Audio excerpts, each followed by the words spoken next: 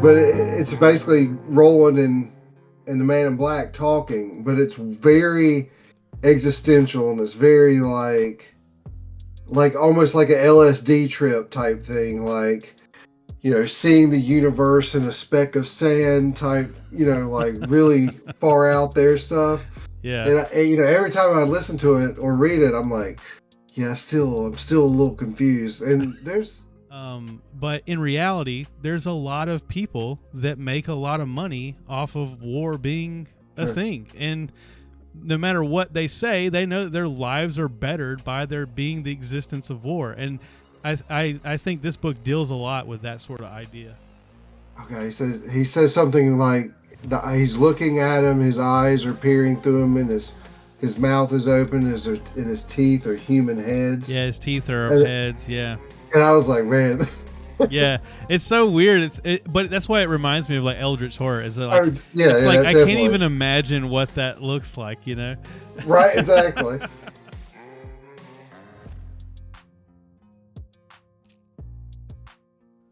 I had a week to myself this week. Becca and Elliot went to the beach this week, and so I had an empty house, which I normally love that because right. Sure, you love your wife and your kids, but alone time is like really valuable. Yeah, exactly. But I just like way overbooked. Like I literally was not at home any night. I didn't get to take advantage of it. I didn't take advantage of it whatsoever. Did we play D&D? No, we didn't, because I didn't want to clean the house up. We were going to. Yeah, you're like, yeah, I don't want to clean the house. Yeah. I got a new car and I wanted to drive my mom to Greenville in it, and then when we got back, I didn't feel like cleaning up the house. So even though there was no wife or kid at home, I still didn't play D&D at my house. We still went to the comic book store or to the it was game still store. Fun. Yeah. In some ways, I like stuff about both. Like, I like doing it there, oh, sure. but I also like doing it at home. So it's kind of a trade-off. But yeah, every other night this week, I've been either doing a podcast with somebody or going, to film something. I filmed a card game with somebody. Like I just like totally like way booked myself every single night. And then whenever Becca came back in town yesterday, I went to go buy some dog food, and it like hit me that like this is the first time I've went to do anything this week. Like other than going and just some obligation I've gotten. This is the first time I've went to like a business that wasn't like the first time I didn't go to somebody's house to do something. So I didn't get to take advantage of my alone time. Did you take advantage of it? Are you a little bit? Well, I actually went and played. I've had a back issue. Yeah. And I haven't done much. So yesterday I went and actually played golf for the first time in a long time. Or golf? Regular golf. I played frisbee golf today, so I did both. Week of the Masters, even. I know, right? And I felt good. I didn't freeze up or like they didn't have to airlift me off of either course, so I'm happy. Yeah. Are you any good at golf? Not really. Yeah, I'm okay. But like, no. Yeah. My dad lives in Augusta and always have. Like, I basically grew up in Anderson and in Augusta. And when people hear that I'm from Augusta, they think I know something about golf, but I don't know anything. It's just saying like, yeah. Oh, you must be a golf expert. Yeah, no, I don't know anything about golf. I have been to the Masters though. I'm sure I've told you that story. Oh yeah. But I didn't really sneak into the Masters, but I like to think I snuck into the Masters. So my dad had a business reason to be there, and he lied to him and told him that I was his assistant so that I could go there too. And neither one of us really had much of a reason. Even he only had he had to bring somebody like a drop cord or something. Like it was like it was just like a really obscure thing. And we just, that took us all day. We just walked around all day. And I was wearing a death metal t-shirt and like torn jeans, and it was great. It was the best experience. Um, I've never been to the Masters, so there you go. yeah, it was like a practice day. Right. It wasn't the real event day, but my understanding is like it's really impossible to get those tickets. Like you have to be like It's born into Yep. it basically. Yeah, I think so. Yeah, That's that's so crazy. wild. Yeah. My sister also one summer worked there doing something. I think she worked like as like a waitress at the clubhouse or something. I don't know. I had a friend years ago that was a caddy there for a little while. He was from Augusta. I bet that was cool. Um, yeah, I'm sure. He Yeah. said they made good tips. Oh, I bet. Yeah. Yeah, I bet.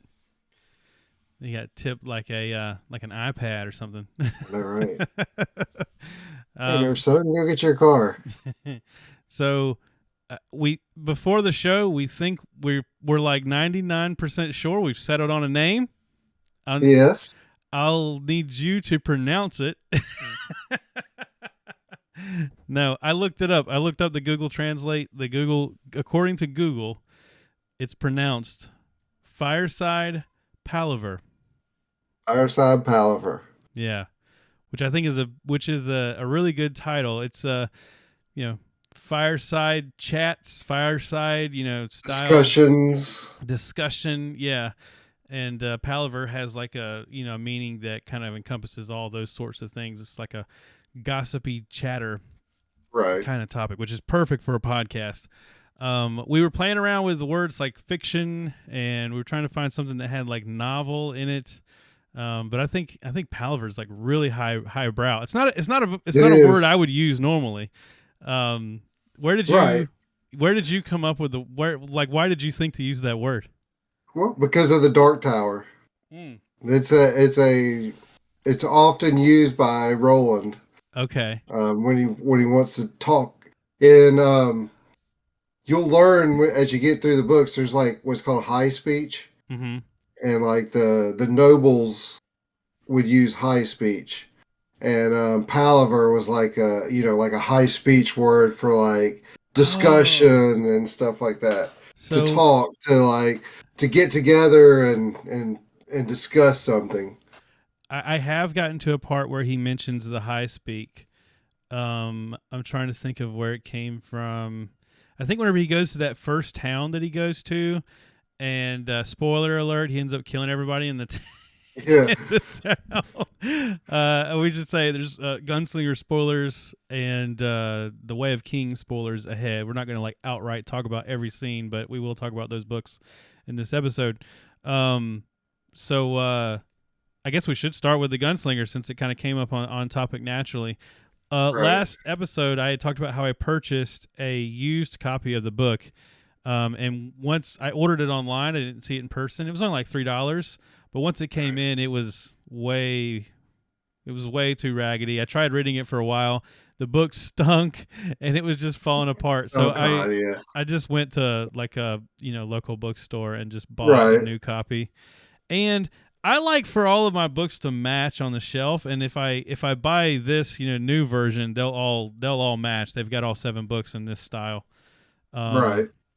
the only thing I didn't like about this one is that it has like this reference to the movie on the cover, which I mean, yeah. I'm like that too. I can't. I'm not always. Cause yeah. see, I'm not big about the movies, so like, yeah. Well, I noticed on Audible they do the same thing. So the cover of if you look at the Dark Tower series on Audible, the first book has the cover from the movie, Okay. yet it has all the books. So it can't be. I'm worried that if I get that version, it'll be like a like a a book adaptation of the movie and Right. not the And not the correct book. actual. No, I think Yeah. usually they just do that for marketing purposes. It's not going to be a different version of it. Yeah, that's kind of what I'm assuming, but I was just leery to use I have another credit I can use to get it. Right. But as of right now, I've just been reading it. I actually haven't read it in a while. Looks like you're a good bit. If that's your bookmark, yeah. I mean, it looks like Yeah, you've been reading a good bit. yeah. I use French magic cards as bookmarks. I bought a booster pack of Magic when I was in France. So you're through the town of Tull, or yeah, Tull. Yeah, I'm in the next section where he meets the boy. Okay, Um, and then they tell the story about how the boy dies, and in New then York or whatever. yeah, in New York, and then the gunslinger puts him to sleep, and that's about where I'm at. Okay, Is about right there. Which the book goes really fast. Like I've literally only sat down and read this like 3 times, and I was able to yeah. get That that far. I It mean, it's a goes really short enough fast. book. Yeah. Um, it's confusing. Like I think that I would have a hard time following if I didn't like the Dark Tower is ingrained into like pop culture so much that I know a little bit about it just from seeing the terrible movie and just things I've heard from people like you and Halen and Scott that have read the books. Like I know enough about the world that I could kind of piece together kind of what I'm missing from reading the first couple chapters of this book. But like it is, I think that this book compared to other Stephen King books I've read is like a little hard to follow. Do you agree It with that? is. Oh, definitely. Yeah, It, it's like written so in a there's dream almost. You know what I mean? so there's a part where you haven't got there yet, but I've read through the books and listened, several times through, and there's always this part coming up, um, where uh, it's just weird. I don't quite understand it, and it's very dreamlike. Yeah. It's a part where like it's the palaver, and the Oh, chapter might even be called that, because I know there's a chapter called palaver at some point in one of the books. okay. Um, but it's basically Roland and the Man in Black talking, but it's very existential, and it's very like almost like a LSD trip type thing. Like, and Yeah. it is a little confusing, and there's time, and seeing the universe in a speck of sand type, like really far out there stuff. Yeah. And every time I listen to it or read it, I'm like, yeah, I'm still a little confused. And but he does a good job of going back Yeah. later in books and explaining things better. So Okay. it kind of makes sense. But then, but yeah, the first time through, there's going to be a lot of times you're going to be like, what the fuck is he talking about? Or something like that. Um, and again, there's different, I'm sure that version is the Yeah. redone version, which kind of like cleans up some of that stuff too. Um, Yeah, I did. and I think I did check side by side, and I think that this one was slightly different somehow. okay, I'd have to Google it to be sure, but I think when I looked into it, that was another reason I went ahead and picked this one up, just so I would know I had the right version. sometimes they'll say like revised or whatever, but Yeah. the revised definitely helps, and it adds a little foreshadowing to some of the later books too. So It's made me, because I know that, it's made me wonder. There's been a few parts where I've read and there'll be like something in parentheses, or there'll be like a section where there's some characters' names thrown in that didn't seem like they were necessary, right, and I've wondered if those are the sentences that were added to kind of give more maybe foreshadowing. But I don't know that. I think it's just now that I know that that's a thing. Like I'm there's looking for it everywhere. um they probably mentioned like Susan Delgado Mm-hmm. would be one. It's a female character that he Yeah, may have mentioned, but she's not in the original. gotcha. Because, but she will become a character later. So I know she's one that he added, references to. And Magus, I think was the name of the city, because it's a lot like Tull was. Yeah, I think And he's I think he mentioned that. references that. So yeah, it's pretty cool how he ties everything together. Definitely. Um, and this book is very different because I'm on with Stephen King, like, fan groups and stuff, and a lot of people mention they have a struggle with this book. I like the book. I mean, I don't have an issue with it, but I've heard a lot of people struggle with it, but just because it's so different. And then Yeah. once you jump into the next book, like it goes off the rails. So it's nothing like what this book is. Because, I consider this more of it's a Western, Yeah. but it's like I don't know, fantasy Western type thing. And the Western motif carries, but it's not as heavy Yeah. as it is in this book. Because, I mean, this is basically like a Clint Eastwood book kind of Yeah. thing. And it's interesting, like so the way station opens with like a rhyme. It's like a song or a poem or some sort of rhyme. And it says, the rain in Spain falls on the plain. There is joy and also pain, but the rain in Spain falls on the plain. Time's a sheet, life's a strain. All the things we know will change, and all those things remain the same. But be ye mad or only sane, the rain in Spain falls on the plain. We walk in love but fly in chains, and the plains in Spain fall in the rain. And then the character Roland goes on to explain that he doesn't know what a plane is, but he grew up hearing this rhyme, and then there's references to songs that like we would know, that are like from like the 80s or something. But like how Well, does Roland know them? when he first comes into Toll, he Yeah, can hear they're singing "Hey Jude" they're singing from "Hey the Jude." Beatles, Yeah, yeah, and I don't know, like I don't think he mentions it yet, but there's a point where they come up and they say the lyrics are slightly off. oh, Um, okay, so like yeah, you'll get a lot of that stuff that'll happen in what's called his world is called Midworld. yeah.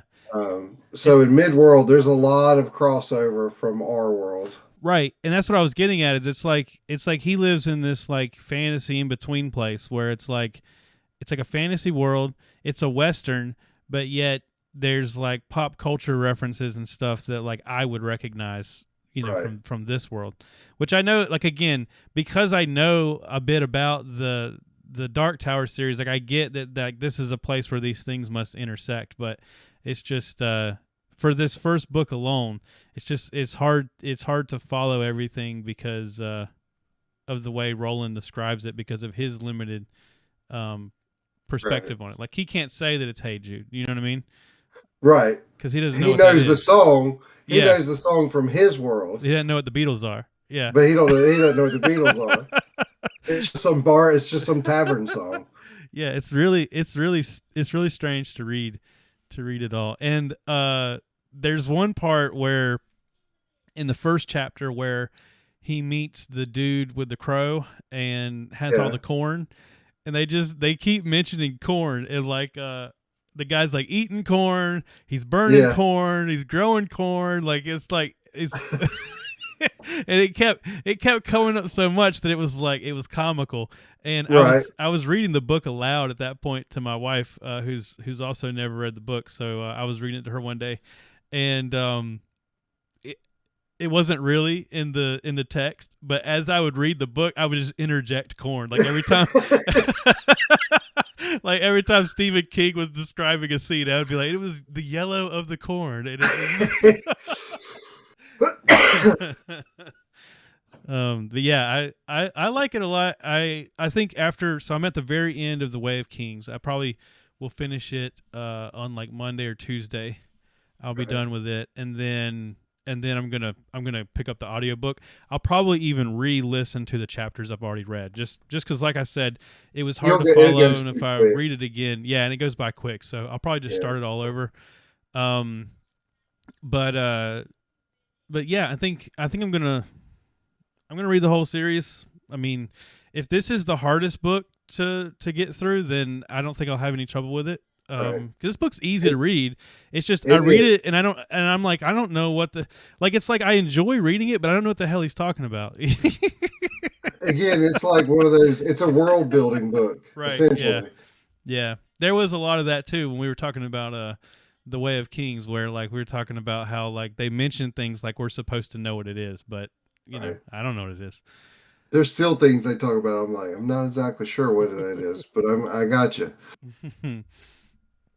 I thought for every book that we talk about, I would pick out like a quote from it. The book from or the quote from the Gunslinger, and they had discovered one could grow as hungry for light as for food. I thought that was a really cool quote. I'm not actually Yeah. sure at what point that is in the book, but Right. That um is cool. and they had discovered that one could grow as hungry for corn as they as for light.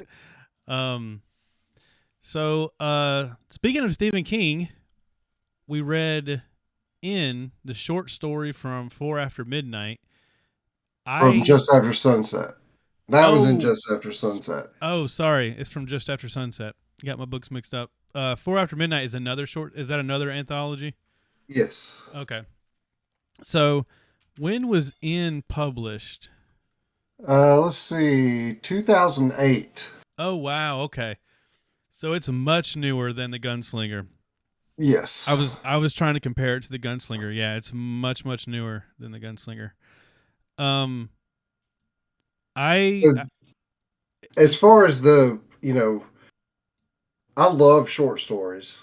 yeah There's just something about a good short story that just like, even if it's 5 pages, if it's done well, it can be like yeah a killer 5 pages of story. And this story's just always stuck out to me, like out of numerous short story books I've read. It's just, I yeah. don't know, the concept of it is so like disturbing. Like, It's very so the quote I picked out from this one is well, it's really more of a theme, but it's 8 stones in Ackerman's field. So it's very Cthulhian, like yes, eldritch horror, Stephen King, yes, otherworldly, like a world that is just beyond the seams of this one. As a matter of fact, he actually uses that analogy to describe right, it.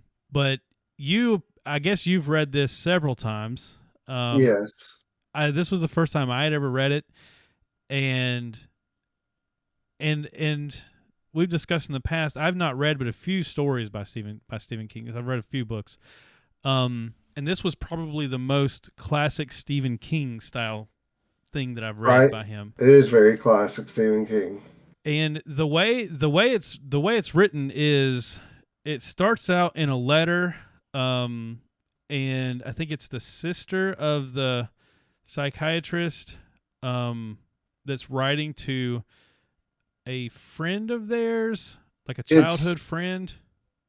yes, it's the sister of the psychiatrist writing to their childhood friend who is a reporter. Yes, that's right. And she's writing to him about This the weird the transcripts from a from tra- a and from a patient that her yeah, brother had. and because of the confidentiality, it's the patient's just labeled in, and so Right, that's the name of the story. But that's the way the whole story takes place in these like writings. So it's first the letter, and then it's the transcripts, and then it is like a letter response, and then right, finally in like a newspaper article, like and right, and that's so it's a really clever way of delivering the story. And the transcripts are really interesting because whenever you're listening to the sister write a letter, you can tell you're listening to a letter. But whenever you get into the transcripts, then it really is like you're listening in on like almost like an audio cassette tape. Like it's like right. Of the yeah, guys sitting there the with a actual conversation. psychiatrist. Yeah. Right. But the so one thing I wanted to comment on before we talk about like the story is like how good Stephen King is at writing in these different perspectives. Right. Um, you know, other writers that I've read are really good at writing in a particular perspective. A certain, Tom Clancy's really good at writing like, military dudes, right? Like that's what he Right. knows. Um, there's not like the versatility of Stephen King. Like he writes in the sister's perspective, and she's like a young woman. Um, and it's believable. Like it's not like it doesn't sound like Stephen King, like an old white Trying dude to be a woman. writing about a Right. woman. Yeah, like it fits so well, and I think that's one of the things that I had kind of heard praise about him before, but until That's reading this short story, like it really yeah. clicked with me. I was like, oh, I really get it. Like all of these characters are really distinct, and he writes them so well. Like he writes in their voice so well. You're gonna find out, like, especially with the Dark Tower. So the next book, the Drawing of the Three, Mm-hmm. you're gonna get that very, just incredible character building and like the diverse voices and things like that.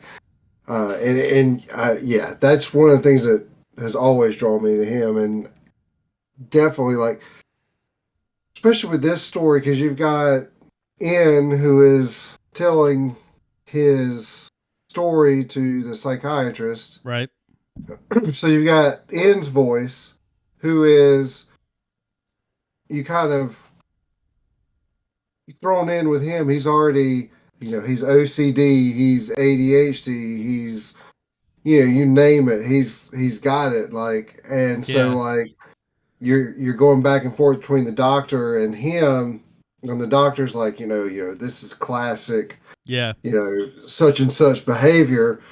And everything he's telling them, like, when I go to this field, such and such and such and such, and the guy's like, that's classic delusion behavior. and, Yeah. and the voices, the way he goes back and forth, and then we'll get into a little bit more in depth, but then as he transitions to the psychiatrist becoming Yeah. the end character, it's great how he transitions Yeah. his entire persona from the I'm a psychiatrist now to I have this OCD and Right. Because all this stuff. in the beginning of the story, um, Ian is like you said, he's like classic OCD. He's like to an extreme, Right, and he is convinced that it's because of what he saw in Ackerman's field, and right, the psychiatrist is like he believes that this person has probably always been this way. Maybe something set him off to like trigger it even right, more so. But if it's one of these cases where it's like if the doctor's right, then the whole world is in order. But if the N is right, then it means that there's something more, devious at play here. And then right. there's this part of the doctor's like subconscious where he can't put that puzzle to bed as to. Well, he says like I was perfect. There was nothing wrong with me. Yeah. And then like basically within a day I had OCD and I had, Yeah. it wasn't like a Yeah. gradual, kind of thing. It was like, no issue, bam, I'm 100% like there's something wrong. Right. And that the doctor's like, there's no way that could happen. That's And so it had to have been there. You can't just get OCD in a day. Like, right. And I guess we should explain like in believes that he went to this field and there was 7 stones. there's 7 stones, and it's kind of like a Stonehenge type. Yeah, They're in they're a like in a circle, circle. Yeah. coming up in various angles, I'm assuming. Um, and there's 7. But whenever he takes a picture of it, he And when he sees looks through the 8. camera, he sees 8. Right. And then he has to go up there and count. And so he walks around and he touches each one, and there's 8. And then he keeps saying, 8's a good number, 7's a bad number. Right. And And that's why, and he even says if there's 7, then something's going to get through and the world's going to end. yeah. So 7's bad, but 8's good because 8 keeps it keeps it in. keeps it at bay. Yeah. So like And that's how it starts. That's how the OCD thing starts. right. And but yeah, like it's like an immediate curse. And the longer the story goes on, the longer people spend time there, you start, they see a creature in the center of the circle. Sometimes Like they looking see, at him. yeah, There's some, one thing where he says, okay, he says something like he's looking at him, his eyes are peering through him, and his mouth is open, and his teeth are human heads. yeah, his teeth are of And heads, yeah. and I was like, man, Yeah, it's so weird. But that's why it reminds me of like Eldritch horror. Is that like, oh, yeah, it's like yeah, I can't definitely, even imagine what that looks like. right, exactly. Um, and so like essentially what it is so you you have to look at it. You can't just look at it. You have to Mm-hmm. look at it through some sort of medium. So either a Yeah, camera, he said he thinks you could look at it through a mirror or even just look through a piece of glass. As long as you do that, and the longer you do that, it the holds the more eighth stone protected it here. is. Yeah, But if you don't do it, then something, and he even says he thinks this might even be like the little baby, and that something yeah. even greater is coming in. And Oh there's a yeah, part where he has a dream where this thing is a mile high, and it says it's got like humans in its clutches, and like he's like that's one of the small ones. And yeah, so essentially like Ian is convinced that if he doesn't go to Ackerman's field and continue to look at it through this thing to keep the stones there, that the world's going to end. yeah. They're like, this Yeah. beast will come through. These beasts will come through and destroy the world as we know it. And the part I thought was cool about it was that it was like the eighth stone was like what was holding the door closed. Right, So and it was like he was the caretaker of the field because one of the things that was interesting in the story is like someone gave him a key to the gate, and that right. was Someone tried to whoever. keep him out at first too, Yeah, which made me think. So like, so the overall theme is you get in figures out. I don't think it ever really says, but he figures out that if he commits suicide mm-hmm. and nobody else goes out there, that it's done for a while. Yeah, And so my question is obviously whoever tried to keep him out to begin with and then gives him the key and clears the road, he knows what's going on out there. yeah, Did and like in a way passes on the responsibility to the psychiatrist, yeah. but not he doesn't like directly do it. So I'm trying to think, did this guy that gives him the key and does all this, did I he just know what was out there, and he didn't ever I think that like partake in the ritual? no, I think He he. just knew what was happening. My interpretation is that he was also like captivated by the same thing, and he just knew how, in the same way In knew, like he just knew like if someone else has been taken by this, there's nothing I can do to. Do you think he got better I don't know. once it passed off to end? Did he go back to being Was he like, oh, good, somebody else is going to take over? someone Yeah, else has this responsibility, and now I don't have the OCD and all this stuff, or was he just you know yeah, I still don't know. beyond crazy? I think he, That's the one interesting thing was that one. I always wondered that, like, yeah, who is this person that does this? Like, yeah. or are they just some watcher that's like, oh gosh, here comes somebody, and I'm going to try and keep them out for their sake, and then it doesn't happen. Then like he's like, It oh well, it reminds me of how like in Lost, the island always has to have a like a chosen caretaker or whatever. right, Like Ben passes it Ben, on to Hurley or yeah, whatever. right. It's almost like that, where like there's just someone always has to be in charge of like going and checking on this field, and He says he thinks it's been that way since the dawn of man. yeah, yeah, Yeah, that's. I think it's just a chain. I think the first guy probably did commit suicide. But I don't know. But I'm with you though. I don't know why. If he thought this other guy was going to check on it, maybe he thought he was okay not to. And But obviously, so like the sister writes the letter to the reporter guy, but yeah, then like it turns out she commits suicide too because because she she gets went out and infatuated checked. after the brother. Yeah, Right, she goes and checks it out, and then the reporter guy, is kind of the end is like you assume he's now going out there and he's going to be the next guy that's right. Yeah, sucked yeah. into this thing. Um, but like some of the descriptions, like a helmet headed like beasts, like Cthulhu, like he could see the word Cthulhu Oh, written in the plants and all that stuff. yeah, Um, but a lot. What is I'm really impressed with though is the way he writes in and his issues with like he has to have like mm, things in touching. They have to be at a certain angle, and this has to touch here, and this, and like it's totally believable. Like yeah. as someone is written, someone who has this affliction, Or the numbers, um, like the the numbers thing. yeah, the psychiatrist after he starts getting into the same trap, he goes and sees his mentor, but his mentor has like an odd number of books on his bookshelf or something like that. And Right. it's he like can't handle that. He doesn't know whether to trust the mentor. What Uh is it?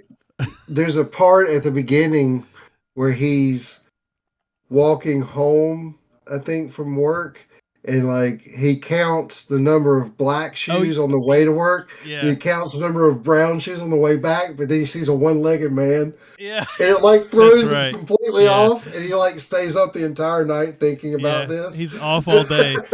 He's off for the rest of the day because he's never unless he runs into another one-legged man. Right. He's not going to get back on an even track. Yeah,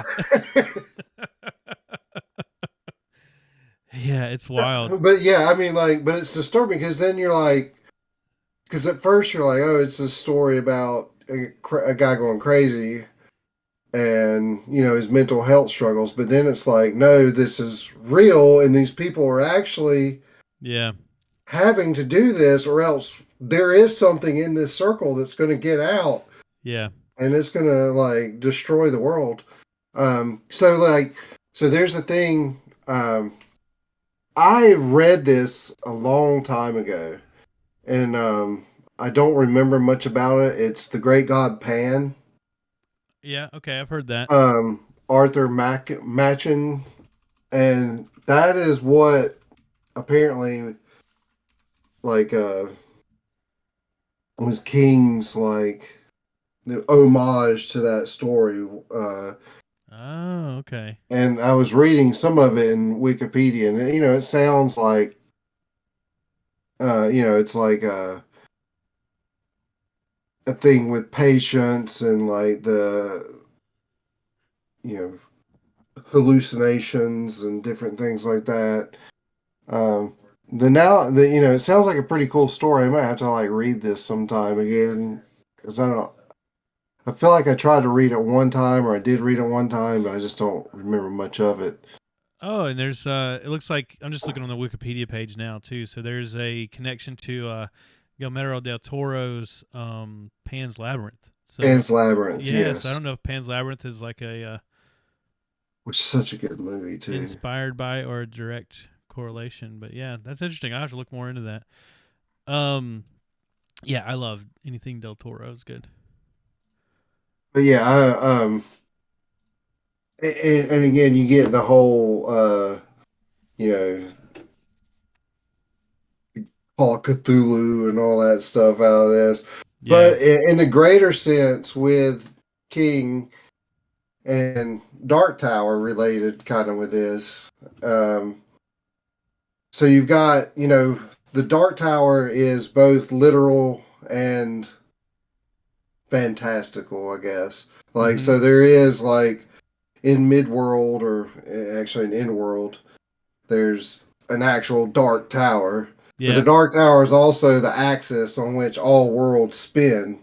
So Yeah. it's a, you know, and in between worlds is what's called the Prim, and it's like an empty space, but there's creatures that live in this empty space, and so like there's always speculation that this is a creature from the Prim trying to break through. And Yeah. I don't know if you've ever seen The Mist, Mm-hmm. the movie, the Stephen, Right. that's so the shop, which is the military in that movie, they're trying to break through to different worlds, and they break through, but they break through into the Prim, and that's the monsters Yeah, coming they through come the out. Prim. Yeah. And you'll get, especially in the later Dark Tower books, there's a lot of discussion of the Prim, and like it is a creature that was spit out of the Prim, thousands of years ago and landed on Earth. Hmm. Um, and so yeah, and so this is in some way like a whatever this thing is, and it's a, I don't know, like a thin layer between worlds where this thing is trying to break through, and Yeah. whatever it is they're doing is able to keep it at bay. But it's very interesting how it fits into his other works too. So Yeah, I mean that is cool. Like I like how Stephen King does that, and especially with the Dark Tower where it kind of blends all this stuff together.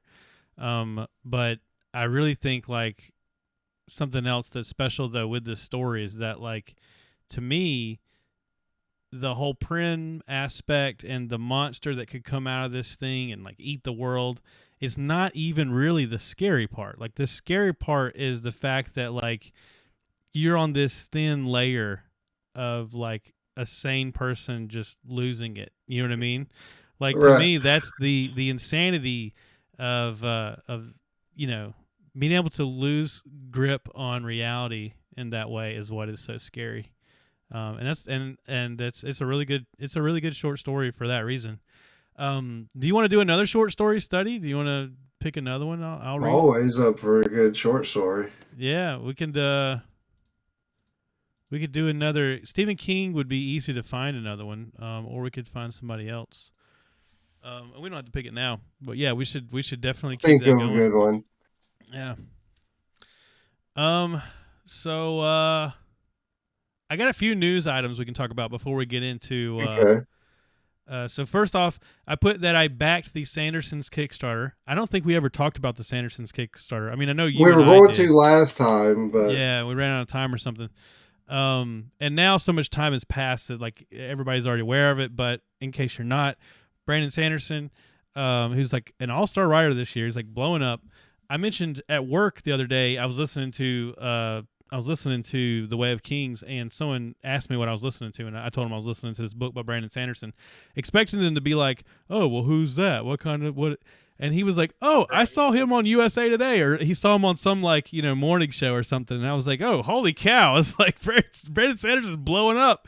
These are like right, these are like regular non-fantasy novel people, that know who Sanderson is. Like he's becoming a big name. Um, but he did this Kickstarter. It raised like $1 billion. It raised like $30 million in reality. And then after raising so much money with the Kickstarter, they then invested a ton of money back into other authors that were publishing through Kickstarter. right, They went through and they did like a basic backing for like almost every author on Kickstarter. I think they had a few rules that they wanted to stick to as far as like they didn't want to like post to like somebody that was just like obviously a bad faith Kickstarter.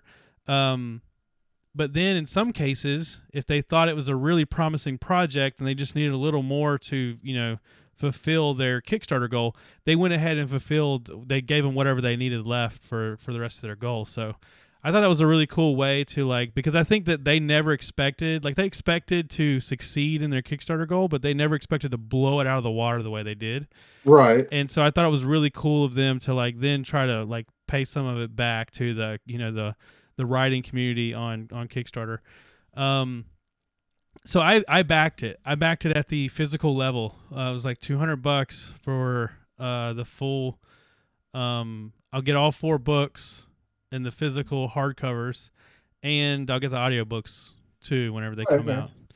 out. Um, and I know that at least one of the books is going to be drawn by Steve Argyle, who is a Magic the Gathering artist that I really like a lot. He drew John's favorite card, Jace the Mind Sculptor. And so he's a really famous artist. So that's just in itself that's pretty cool that he's going to be Right. doing one of the covers. But um, yeah. So as those come out, if we're still doing this podcast, I'll talk about it here. Definitely. Um, but then also, so there was a. Have you ever read the series Red Rising or read anything about it? No. I haven't read it. I haven't read any. I've read about it, but I've never read the actual series. But it's another really popular series in the fantasy world right now. It's by a guy named Pierce Brown.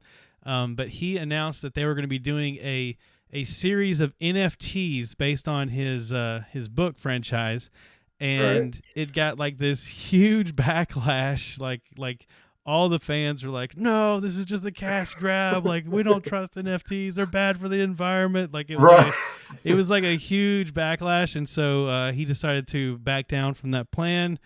And I put it in the show notes just because we talked about in our first episode we talked about NFTs and kind of the blockchain and all that kind of stuff. And I think this is another example of like even if something is done in good faith, like there's just such like a tarnish Yeah. on any of that stuff Oh, right now. definitely. Like once the like investor bros got into it and then they started turning into all these like Ponzi schemes and scams and stuff, like Yes. nobody trusts any of them now. So now is not a good time to try to do a NFT thing. No. Coming right off the Brandon Sanderson news, like there was a time period where nobody trusted Kickstarters or crowdfunding stuff Right. either. So I mean, it is kind of like just you kind of have to read the room and know the current climate of these types of things, because nowadays in the gaming world, in the literature world, like Kickstarter is widely accepted now where it used to not be. Maybe there will be a time where someone like Pierce Brown could put out an NFT for his book and uh it wouldn't seem scummy, but now's just not the time, man. Read the room. Right. Sorry. Right. Right. This is a series though that I was thinking about reading. I can't do it while I'm reading these giant 1,000-page Sanderson Giant. books. Yeah, exactly. But 47 hours. Oh, no. yeah, I'm down to the last hour, man. I'm like right at the end. So this is something I'm actually excited about, and I will be buying this. Paizo, the company that does Pathfinder, and Right. I know you know what Pathfinder is, but just for the sake of the audience, Pathfinder, which was Dungeons and Dragons 3.5, basically branched off into this other company, and they've actually done second edition now, so it's not even 3.5; it's kind of 3.5 plus. But Right. they just released one of their most popular adventures. It's called. I had to wait on my web browser to come up. It's called Abomination Vaults. Abomination Vaults. Yep, the Abomination Vaults. They just released it. They re-released it with new Dungeons and Dragons 5th edition rules.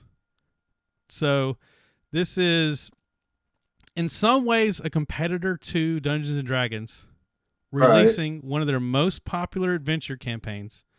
And they're saying, "Hey, we want you to buy our book, all right, this is how it feels to me. It feels like they're saying, we want people to play our adventure and buy our book, but nobody wants to play our game, so we're going to release it in the game that you are willing to play." Right.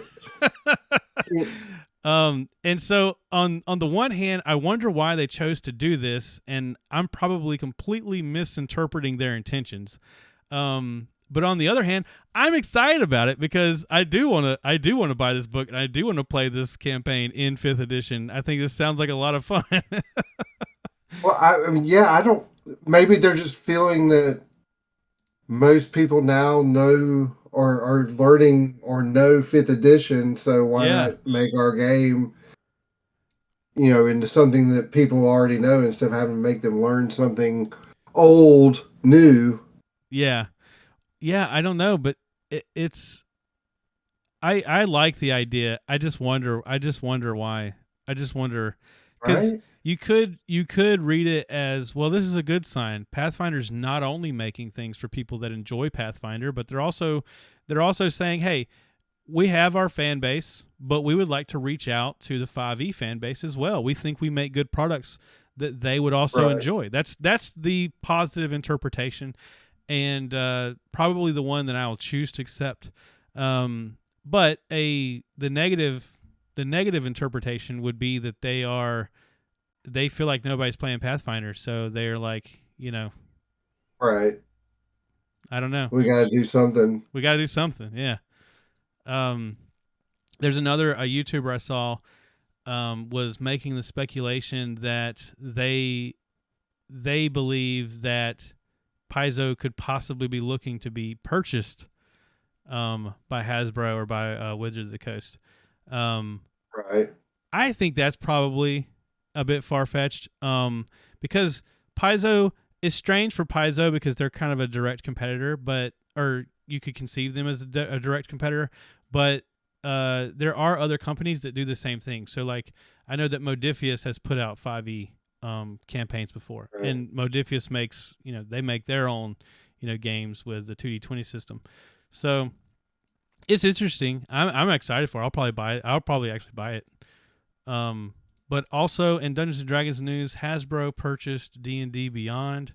I don't know anything about this. I read about it just before we went on, and it's interesting nonetheless. D&D Beyond. Most people, if you play Dungeons and Dragons, you're probably aware of it. It's online. You can buy online versions of all their Dungeons and Dragons books. Books. And they're really nice because you're not just getting a PDF, but it's like if there's a monster in the paragraph you're reading in the book, if you click on that monster, it'll take you to that appropriate page in the monster manual, as long as you own the monsters manual, also on Right. D&D Beyond. And I've always wondered, like, if they're not, like, how do they get away with that? Like, I've always wondered, like, they obviously have a good relationship and some connection to Wizards of the Coast. Right. And I guess now they are officially owned by Hasbro. So, I always wondered that too. Like, you're essentially using someone else's product to run your game site.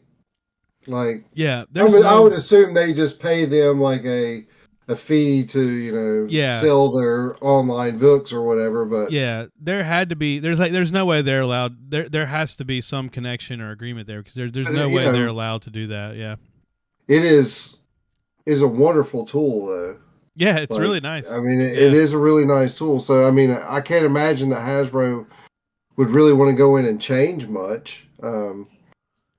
yeah, I don't see that it's missing anything that Hasbro would be like, hey, here's what we can do that they hadn't been able to do. yeah. Um, yeah. I think I don't know. I'd have to look into it to see exactly what, but I know that there has always been some connection there. Now it's just more official, I guess. Um, so I guess all we have left is the Way of Kings Way progress. of Kings. I think I'm Yes. I think I'm a little ahead of you. Um, Yeah. what's the last thing that you? So I guess we should say, like, minor spoilers. Obviously, we're not going to be able to spoil the whole book in one podcast, but we're going to be talking about events from the book. If you don't want any spoilers at all, thank you for listening. Tune in next week. But what's the last thing that you remember happening The last thing that was happening for me was they were doing the assault with on the tower? Dalinar and Sadius were doing the joint on the big tower, Yeah. and Kaladin had Teft had been hurt, Mm-hmm. and one other guy had been hurt, and that's about where I was. So they Okay. um You're the you're right at a you're right at a turning point in the well, I story. know something's got to, like, I keep thinking like Yeah. every time previously, like when Sadius like a while back was like Dalinar, you can use my bridge crew, and you won't have to. They won't get hurt. And I was like, okay, that's going to be Kaladin. They're Yeah. going to be put over there, and they're going to meet. And then that didn't happen, and I keep going. There, at some point, these two guys have got to Yeah. meet, and Yeah. I'm like, this has got to be it. We're getting toward the end, so I'm figuring that Dalinar and Kaladin are somehow going to meet, and it's going to have to all do with the um the stormlight thing and like Yeah. so but I keep thinking like you know I don't know there's going to be an ending, you know what I'm saying, like so this Yeah. isn't just a book by itself, so I'm getting toward the end, so things have got to start wrapping up, and I think no, there's like more books to come. Yeah. Nothing has to be wrapped up. Yeah. And and there still hasn't been anything else about Yasna and the other chick, Yeah. and I can't remember her. They So his I'm like, well, that's weird. I'm back with them now where I'm at in the book. Okay, So they will go back, yeah. And there's been revelations there. So I'm not going to spoil anything to you. Um, I don't even want to say if you're right or wrong about some things, but what I will say is that at the point that you are now, I was listening to on my way to work one day, and I don't normally listen. I normally listen on the drive to work and the drive home from work, but I can't pay attention to either the book or what I'm doing at work to do both at the same time. So I usually listen to music right, or something while I'm working. But once I got to just a little bit past where you are now, I listened to the rest of that book 4, and I was like listening while, and I just chose tasks that I didn't need to focus on, so I could listen to the book and pay attention to it. right, And I burned through the rest of that book all like almost in one sitting. Um, and It definitely gets good. It definitely gets more action packed, and it gets to, so you know how the way the book has been written up to this point where it's like each chapter is kind of dedicated to one of the three main characters. right, Where you are now, it starts getting to the point where each chapter will have to touch on a few of the main characters within the one chapter, as their stories begin to get closer and closer together. right, But even with that said, it's not like the end of that book 4 like was like this like big conclusion that brought it all together, and I was just like, right. oh, this is so fulfilling, like It answered all these questions. right, like that doesn't happen, but it does. Like it's action packed, and then it builds you up to, like now I'm ready for like okay, like like you know this Right. this character is ready to like kick in some doors and kick some ass. I can't wait for book 2. The, the one question I have is like about this world Yeah. is like how big this world really is, because like Yeah. Yeah. so they're talking about Alethkar, and which Mm-hmm. is like all these high princes and then the king, and then you've got like the whatever the people that Seth guy is, the Zeph. Prin Yeah. or whatever like his people are. And there's all these other people, but like I don't know, it's like um And there was that one like prologue that went to that like weird fishing town where everybody was like walking ankle deep in right. water and stuff. Yeah. Yeah. There's a lot of Right, strange places that are there's a mentioned. lot of strange places, and like you don't like they all follow different like Deities and deities, cultures. and like Yeah. and it's like the the you got Yasna, who's an atheist who doesn't believe in any of the things, and then like it's just so many different religions, but everyone kind of has the I don't know, I guess the same interpretation of like what are those things called, The Sprin. there's the Spren, and then there's the Void Bringers. Like I'm Yes. still not Yeah.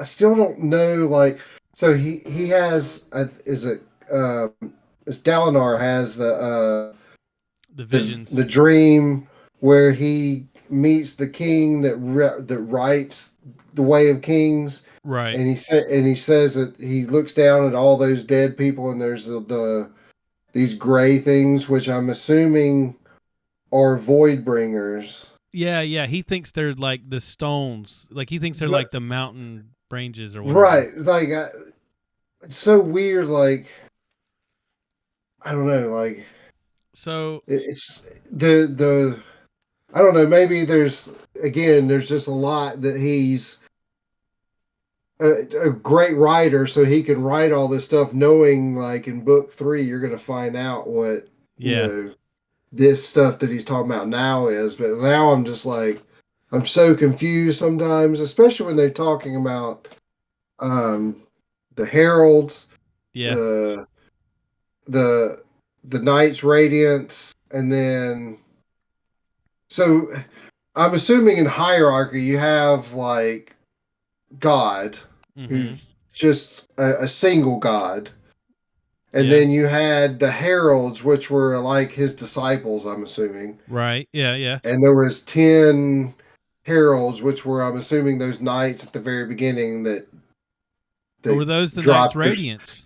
Well, see, like that's what I thought at first, but then he describes like the army of Knights Radiance that all drop their swords. They all come up to Oh, like, right. Yeah. and I was like, so like, yeah, that again, that's all confusing because I thought the same thing. So Um, there's a I've heard about this video. Let me find it real quick. I'll put it in the show notes and I'll send it to you. And apparently there's a video that is like a recap of the Way of Kings that I've heard a few different places now say that you should watch this video, but only after you've read the Way of Kings. But because my problem with the book is it's so I love it. I'm bought in. I'm buying all these books and reading them all. I actually kind of want to read his other series before this one, the Mistbringer series. right. Um, And I feel like you might know more things too if if you we had read read the that, Mistbringer stuff, maybe. because they talk about like especially a lot. What is it? The soul casting. I feel like you might Yeah, get some of the stuff from soul casting, and I don't know. maybe. I don't even know. I don't know if they're. I know that they're connected in his like Cosmere or whatever, but I don't know. I don't know to what extent. Yeah. Let me see if I can find this video. The Way of Kings recap. Let me see if I can find it. There's the Way of Kings, an in-depth summary, but I think the one that I'm looking for is called Let's Summarize the Way of Kings. I know that's not it. There's definitely something I'll have to find about it. um, the Parshindi people. Yeah, yeah, There's something weird, like because like he talks. They got into in depth where like Dalinar finally was like, we don't know a lot about who these people are, or what they're doing, like why are they singing and things like that. And then like you get a little bit, at least up to this point with Kaladin, where he figures out, like touching their dead is like the serious desecration and like yeah, stuff. And then like you have the different, I guess, versions of the Parshendi, the ones that are like the slaves, and then these ones that grow these like yeah. The Parshmen. armor, and then like they think, Dalinar thinks, hey, are these men and women Parshendi because they fight in pairs, and Yeah, um, like what is their actual like? I think so there is something going on with them. I don't know what the deal is yet. Also, you mentioned how they have like a one that's like a shard bearer. That comes up again. Uh, but I think one of the themes, especially in Dalinar's story, is like, what do we really know about this enemy? And if we really Right, learned more about this enemy's culture and about these people, and we understood why they did the things that they do, would they even be our enemy? Like, I think right. that's sort of where Dalinar is at, and what he's kind of like We're questioning dealing with. why they're in this war to begin with at Right. this point. Right. And then you got someone like Sadius that is like, well, he wants there to always be war because he Right. profits from it. Like he That's just what it gains from it. is. Yeah. Right. It's not only is it a way of life because it is, but it's also like he is in a better position because of this war. Why would he want it to end? You know, and there's a whole lot that like kind of theme is like really heavy throughout the book. Yes. But I like that a lot. One of the things that I've always read sci-fi, I've always like been a fan of sci-fi, and one of the things that kind of turned me off to fantasy was like sci-fi is always about some sort of like, it's a great story, but it's also like a parable on like where culture and society is right now.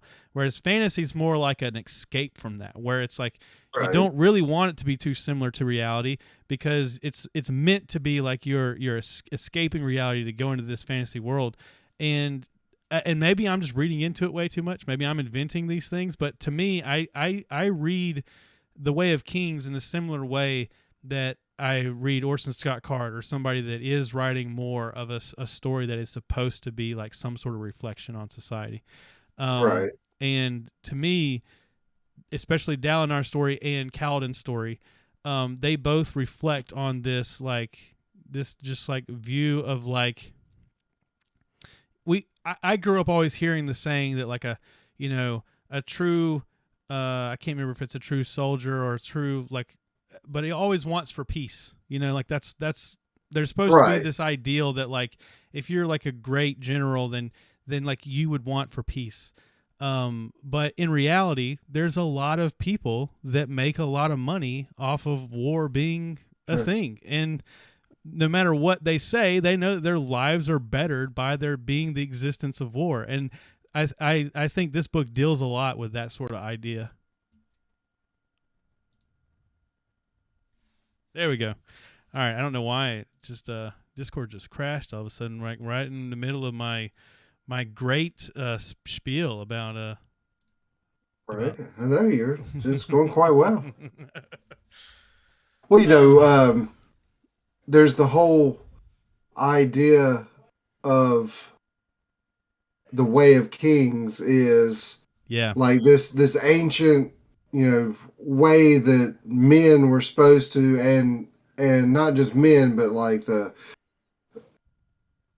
in that one vision, Dalinar realized that there were people that had darker eyes that were being treated Yeah. with respect, and like Yeah.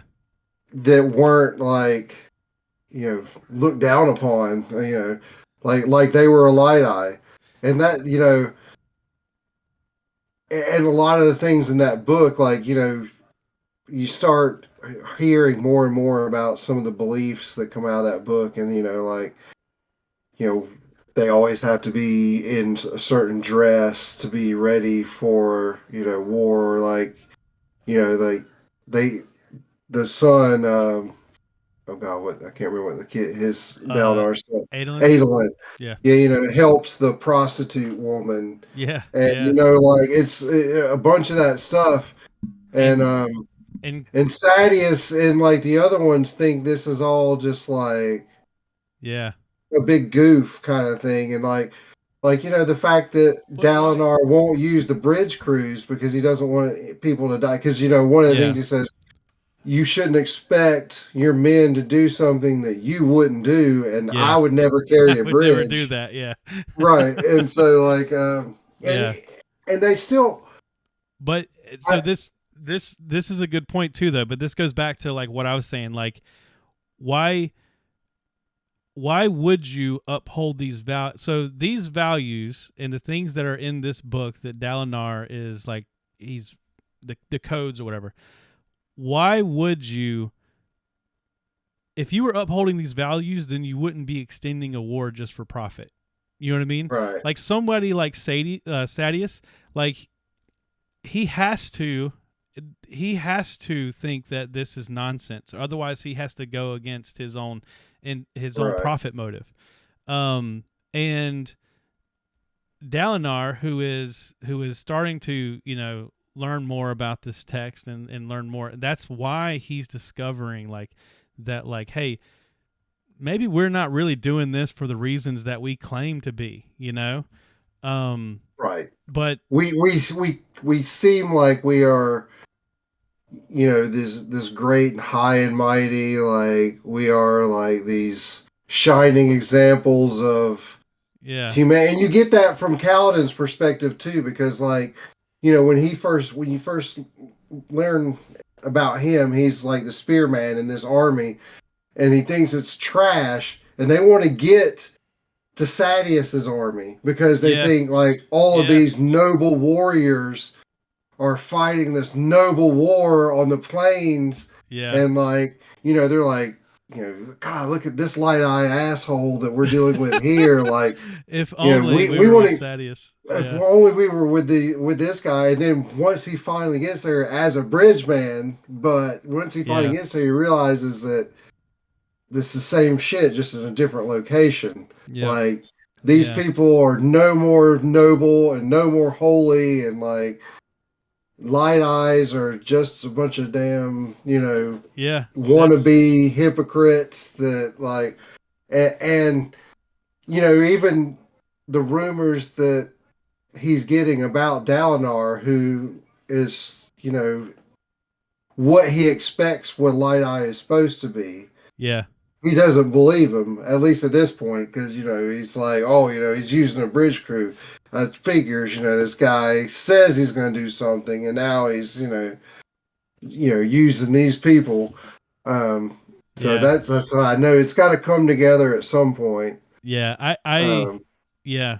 I can't wait for you to get. I can't wait for you to get to the and parts I there's am now. weird things in there. Like I think we talked about this last time. Like the fact that it's weird for men to learn how to read, Yeah, yeah. like and But in the different things like that. flashbacks, he sees that The, men can read right, and write. the man can read. Yeah, Right. It's like what happened. Like yeah. there, I'm assuming at some point, like I bet I know. you. Well, I think you get the guys at the beginning, like they drop their swords and they're like, "We're done. We're gonna let humanity do what it has to do, and Yeah, we're not going to interfere anymore." And then the Knights Radiance will lay down their weapons, and then whatever, and then like you know, I guess it's one of those power trip things that men always assume like we're the fighters, we're the things, and we shouldn't bother with learning, and yeah, don't teach me no words kind of thing. And but that's like it seems like in this world, like women really have a lot of power, because yeah. like They even control history. Dalinar was like, I want to, I need to tell somebody this, but I can't just tell any old scribe my plans. Like Yeah, yeah. very very very interesting world that they live in. It is. I wonder if that changed. So we've gotten hints of the how the church used to run things, and then they Yes. decided that that was too dangerous, and so while they still are like they still religious and they're still practicing, they don't allow the church to have like governmental like power in Right. some way. I'll bet that there's a similar thing uh to men and the patriarchy. I bet that I bet it's part of that. I bet it's part of that same like set of events. But I don't know. I'm just guessing. They haven't gotten to that point in You the know story yet.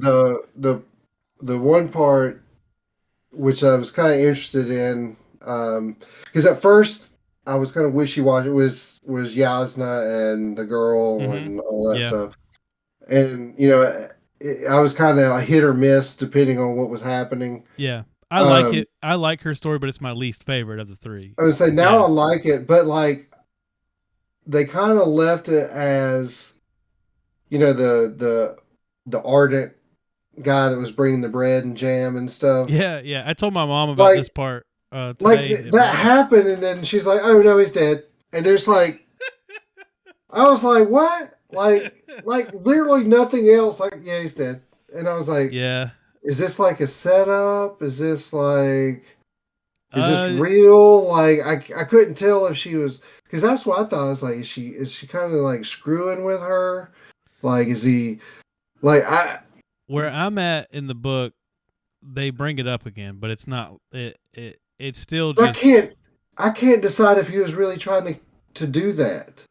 That's my yeah, thing. I can't decide if he was really trying to murder yeah. Yasna at that point, or like So the one thing that threw me off was when like she smells the jam and she's like it yep. smells sour, Hmm. and then he like still eats it and stuff, and I'm like, what? I was like, that was weird. That whole like little section there was weird. I was like, what the There's hell's going on? there's it comes up again. That very scene comes up again. Basically, uh, Shalom, Shalom. I can't say it. She, Shalom, yeah, yeah, she confronts her about that scene. She confronts Yasna about that scene. okay, But because that it was just weird. yeah, um, but I was telling my mom at breakfast this morning. I was I told my mom about that scene because we had jam and toast. So the jam was the antidote. The jam is an antidote Yeah, to to the the flour that was on the on the bread bread. Yeah, that was poisoned, but I just couldn't figure out like why it would be like stinky and sour, and like why somebody would want to eat it at that point. Because when she sticks her finger in it, I thought she did something to it. well, that's the part. That's the part that they talk about. Okay, Yeah, yeah. You okay. gotta and honestly, I need to go back and listen to it because now that we're talking about it, I'm thinking back on it and I'm like, I don't know that I understand what happened. So I need to go back and listen.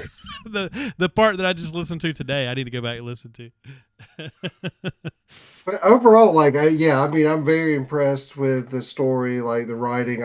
I love when writers can, especially in a multi-book, multi-thing world, Yeah, where like you just start in and they're already you know it's not that they assume that you know the world, but they know that you're going to learn they know that the world. they know that you don't know. You know what I mean? Right.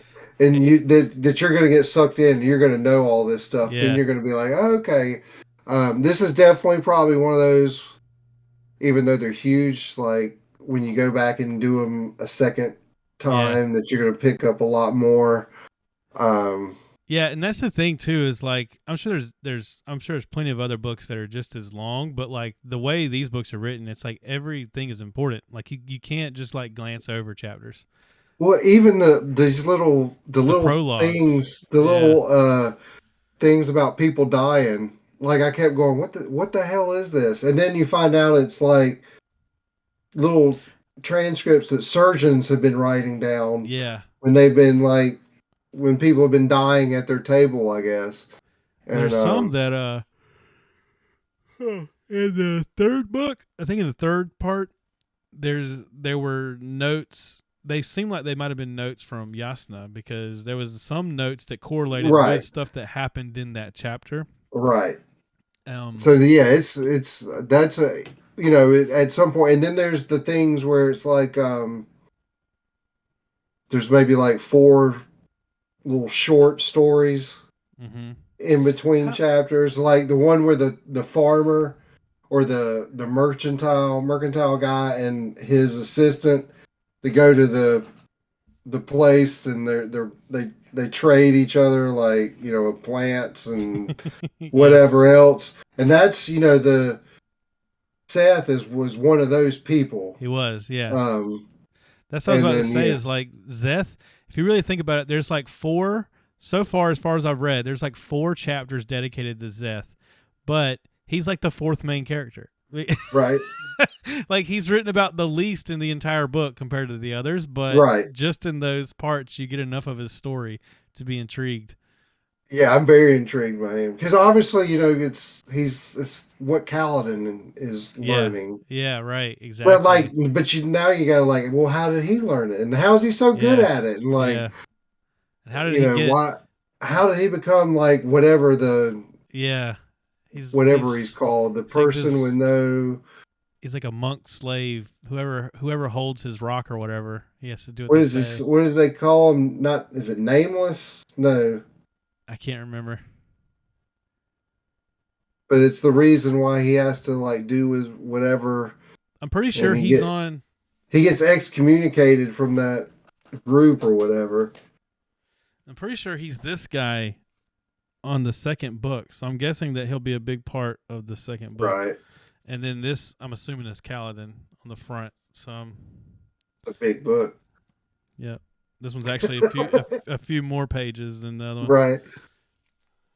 But yeah, I'm digging it. By the time we get back together, we'll probably both be done. Or, So, what, did you when you listened to N? What did you? You said did you get that on Audible? oh, I You did. said Oh, I did. Yeah. So anything that's in that book, I'll already have it. If you want to pick something from okay. that. So I would. There's two. I was just kind of looking at some of the other books in that since you already have it. There's two in there. Actually, there's the first one, which is Willa, which is a very good story. Stationary Bike is really cool. Hmm. And then A Very Tight Place, which is the last one. All really good short What is A stories. Very Tight Place? What is that one? That's not about a guy that finds a briefcase, or they rob a guy and steal his stories or something? No. Oh, okay. What do you know what that one is? It doesn't matter. My little sister was telling me about it this weekend, and I said, Yeah, it's "Oh." what they do. What now? So she said that there's like it's a Stephen King. I don't know if it's a short story or a novel, but there's characters that like rob somebody, and they steal, and I think they might kill him. And they steal his, like, he was like a writer, and they steal his stories that he wrote Right. because they assume that they'll be worth more after he dies. But then that guy ends up dying or getting caught by the police and has to hide it or something, and somebody else finds it. I don't know. She was telling me about it. When I went and visited my parents this I think weekend. that's Finders Keepers. I Finders think that's Keeper. That is what it was. That is what it was. that's part of a trilogy of books. That's Oh, okay. Mr. Mercedes. Oh, I know what Um, Mr. Mercedes is. Okay. Okay. Well, um, any of the a very type. Willa is a classic ghost story type. Uh, Stationary Bike's really cool. It's just it's really cool. Um, there's a bunch of good actually. Rest Stop is good, but a very tight place. let's do that one. I Yeah, don't know. to read that one, that's good. A very tight place is cool. It's one of those you'll like it. It's good. All right, I'll make a note of it. And that is good since I already have the book. We can do that one. Very tight place. I'll start listening to it. I'm gonna finish The Way of Kings, and then I'll start listening to it. I should be able to finish. I really think I only have like one or two more trips to work. Basically, if I have any time to read the physical book tomorrow, I might be able to finish it. It's Easter Sunday though, so chances That's are pretty true. slim. Probably have to go do some family stuff. Right. But yeah, I'm really into it. I can't wait to finish it, and then we can talk about how we thought the whole thing went. I might listen to or read that Great God Pan as well. Oh yeah, I got a funny. I ran into some what do you call those, like, monk guys that hang Oh out on the yeah, street corners, and they gave me a yeah. Bhagavad Gita, the Bhagavad Gitas. Um, I've heard some crazy, like, parables from this book. I kind of want to read. Kind of want to read some of the stuff from here. But the funny thing is like, they stand out there and they want donations, Right. and I only know the only thing I know about these people. I wish I could think of their name. They're the hang on, I'll look it up. They're monks. Uh, Hare Krishnas. Hare Krishnas. The only thing I know about Hare Krishnas is that the lead singer of the Cro-Mags, which there's two versions of the Cro-Mags now, but the one guy, his name's like John Josephs or something like that. He used to be Hare Krishna and he's vegetarian. And so I told the guy that I said, oh, I know who you guys are because of the Cro-Mags. And he knew what I was talking about. He was like, hey, this guy knows the Cro-Mags. And then they gave me a Bhagavad Gita for free. So Not what you know, it's who you know. yeah, so I thought that was neat. I might check out some stories in that, but I can't read the whole thing. It'd be like reading the whole Bible, basically. Right. All right. Well, I guess we'll do this thing next week. Fireside Palaver. Fireside Palaver. Oliver. See you next Definitely. week. Peace.